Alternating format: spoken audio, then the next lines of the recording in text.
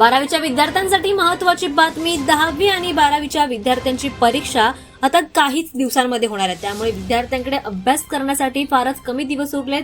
त्यामुळे विद्यार्थ्यांनी लवकरच जोरदार अभ्यासाची तयारी सुरू करायला हवी. दरम्यान आता 12वीच्या विद्यार्थ्यांना हॉल तिकीट वाटप होणार आहे. महाराष्ट्र राज्य माध्यमिक आणि उच्च माध्यमिक शिक्षण मंडळातर्फे 12वीच्या परीक्षेसाठी सोमवारपासून हॉल तिकीट दिलं जाणार असल्याची बातमी समोर येते. ही माहिती समोर येते.